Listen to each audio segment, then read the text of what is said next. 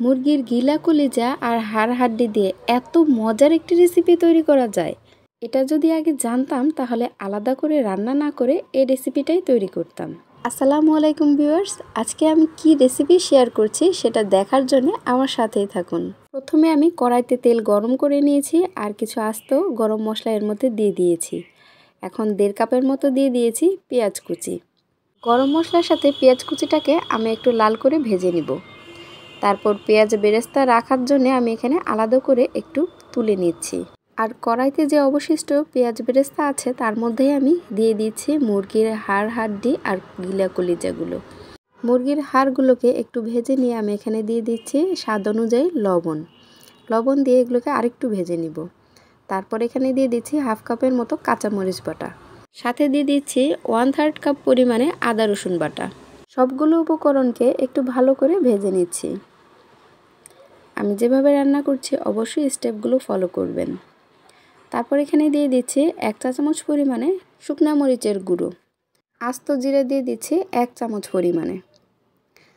আমি কিন্তু শুকনা মরিচের গুঁড়ো বাদে এখানে আর কোনো গুঁড়ো মশলা ব্যবহার করিনি। মশলাগুলো কষিয়ে নেওয়া হয়ে গেলে এখানে আমি দিয়ে দিচ্ছি কয়েক পিস আলুটা অপশনাল, আপনারা চাইলে নাও দিতে পারেন। এখানে আমি দিয়ে দিচ্ছি 1/3 কাপ টক দই আর 5-7টা কাঠবাদাম এবং 1/2 চা চামচ পোস্ত দানা আমি একটু বেটে নিয়েছিলাম। এখন এগুলোকে ভালো করে মিশিয়ে নিচ্ছি। সবগুলো উপকরণের সাথে মাংসটা কষানো হয়ে গেছে। মাংসটা কষানো হয়ে গেলে এখানে আমি দিয়ে দিচ্ছি পোলাওয়ের চাল। আমি এখানে 300 গ্রাম পোলাওয়ের চাল আগে থেকে ধুয়ে রেখেছিলাম। আর এখানে চিনি গুঁড়া পোলাওয়ের চালটা আমি ব্যবহার করেছি। আপনারা চাইলে এখানে বাসমতি পোলাওয়ের চালটাও ব্যবহার করতে পারেন। পোলাওয়ের চালটাকে 5 মিনিটের মতো একটু ভেজে নিব। আসলে আমরা বাড়িতে যখন রোস্ট রান্না করি তখন মুরগির গলা সহকারে পিঠের যে একটা শক্ত হাড় থাকে আর সাথে মুরগির গিলা কলিজাগুলো দেখা যায় অনেক দিন এভাবে ফ্রিজে স্টোর হয়ে থাকে। তাই ভাবলাম আজকে এভাবে রান্না করে দেখি কেমন লাগে খেতে। তবে যখন রান্না করলাম আসলে বাড়ির সবাই একেবারে চেটেপুটে খেয়েছে। যাই হোক, পোলার চালটা ভেজে নেওয়ার পরে আমি এখানে গরুর একেবারে খাঁটি দুধটা এখানে দিয়ে দিলাম। আর আমি এখানে প্রায় 300 গ্রামের মতো চাল নিয়েছিলাম, তাই তার ডাবল পরিমাণে দুধ দিয়েছি। এখন একটু ঢেকে দেব বলক আসা পর্যন্ত।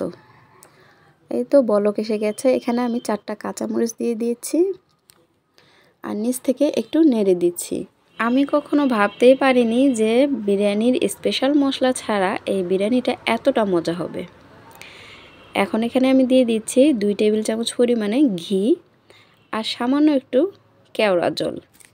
আর যে পেঁয়াজ বেরেস্তাগুলো আমি প্রথমে তুলে রেখেছিলাম সেই পেঁয়াজ বেরেস্তাগুলো এখন এখানে দিয়ে দিচ্ছি। আর 10 মিনিটের জন্য আমি এটাকে দমে বসিয়ে রাখছি। 10 মিনিট পরে দেখুন ঘিগুলো একেবারে গলে গেছে আর এত সুন্দর ফ্লেভার বের হয়েছে। আমি একটু সার্ভ করে আপনাদের সাথে শেয়ার করছি। মাশাআল্লাহ, একেবারে পারফেক্ট আর ঝরঝরে হয়েছে। দেখে নিশ্চয়ই বুঝতে পারছেন আপনারা। আজকে এই রেসিপিটা তৈরি করার পরে আমার বাড়ির লোকেরা এটা এতটা পছন্দ করেছে, এই কারণে আমাকে বলেছে রোস্ট রান্না করলে সবসময় যে হাড়গুলো আর গিলা কলিজাগুলো থাকবে সেগুলো দিয়ে সবসময় যেন এরকম একটি বিরিয়ানি তৈরি করে দেই। তাহলে এবার বুঝেন সবার কি পরিমাণে পছন্দ হয়েছে।